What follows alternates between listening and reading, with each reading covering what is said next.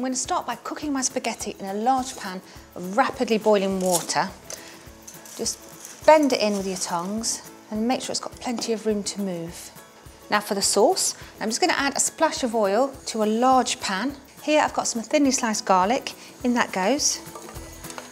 And next I'm going to add 4 fillets of anchovy, one of those classic combinations. And we're making Puttanesca today, and they're always included because they give that piquant, salty flavour that you can't get from anything else.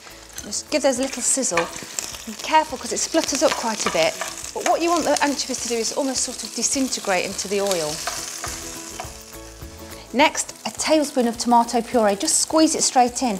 And you can see here I'm using entirely store-cupboard ingredients, so this is a really great dish for midweek, and it's all ready in the time it takes the pasta to cook. So let's just give that a quick stir. You can see now that the tomato puree is darkened, so I'm going to add in a can of chopped tomatoes.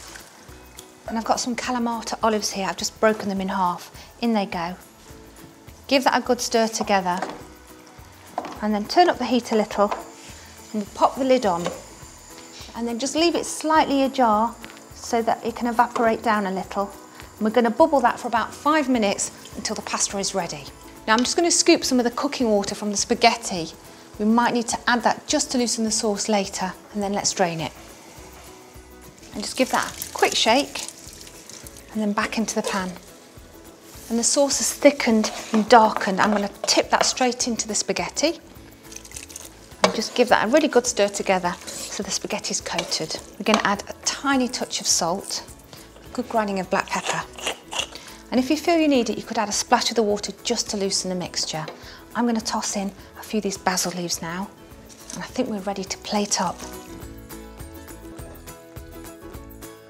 And then to finish that off, I'm going to add a few capers, salty and a little bit sharp, and a few more fresh basil leaves.